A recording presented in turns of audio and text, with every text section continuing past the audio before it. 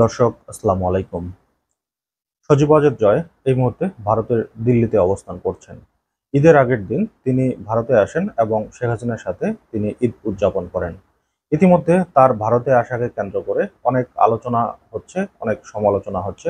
বিশেষ করে তার এই ভারতে আসাকে কেন্দ্র করে রাজনীতিতে নতুন কিছু সমীকরণ যোগ হবে কিনা এই নিয়ে রাজনৈতিক বিশ্লেষকরা ব্যাপক আলোচনা করছেন। আওয়ামী লীগ সরকারের পতন হলেও তারা কিন্তু প্রতিনিয়ত ষড়যন্ত্র চালিয়ে যাচ্ছে বাংলাদেশকে নিয়ে। ইতিমধ্যে ডক্টর মোহাম্মদ ইউনূস এবং বিএনপি দুজনের মধ্যে দ্বন্দ্ব লাগিয়ে দিয়ে তারা কিন্তু একটা ফায়দা নিতে চেয়েছিল। সেই স্বপ্ন হয়তো তাদের পূরণ হবে না। আমার দেশের খবর, দিল্লিতে জয়, হাসিনার সাক্ষাৎ, নতুন ষড়যন্ত্র।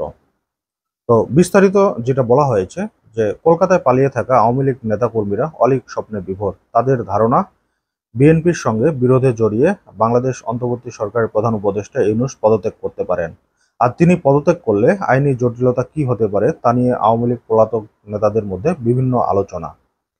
এ খবরে বেশি উদ্দীপনা জেগেছে কলকাতার নিউ টাউনে অবস্থান করা আওয়ামী লীগ নেতাদের মধ্যে। নড়েচড়ে বসছে ভারতীয় গোয়েন্দা সংস্থা রর কর্মকর্তারা। সক্রিয় হয়েছে বেশ কিছু স্লিপার সেলস। হাসিনার পুত্র ওয়াজেদ জয় ১-১১ স্টাইলে বাংলাদেশে ক্ষমতা বসানোর চেষ্টা করেছে নয়াদিল্লি।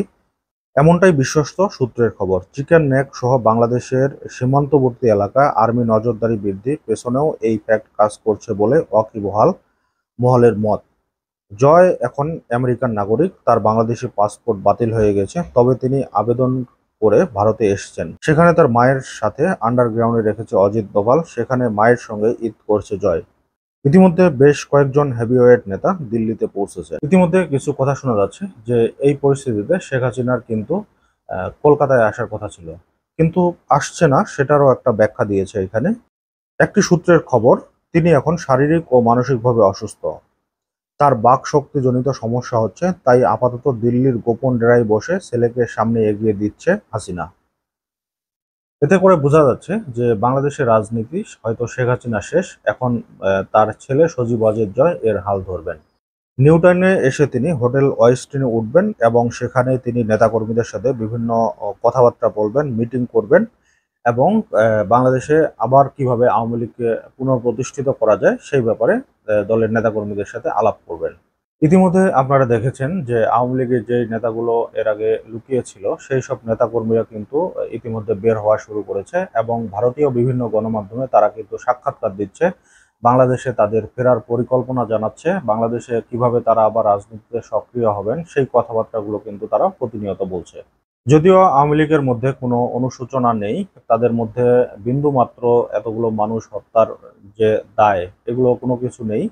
তারা মনে করছে যে স্বাভাবিক যেভাবে তারা রাজনীতি করেছে এখন আবার এসে ঠিক সেভাবে রাজনীতি করবে। তবে এই স্বপ্ন তাদের কতটুকু পূর্ণ হবে এটা আসলে ভবিষ্যতে আমরা বুঝতে পারবো। তবে সজীব ওয়াজেদ জয়কে নিয়ে ভারত যে নতুন ষড়যন্ত্র শুরু করেছে এটা কতটুকু সফল হবে এটা এখন দেখার অপেক্ষায়। তো দর্শক, আজকের মতো এই পর্যন্তই। আল্লাহ হাফেজ।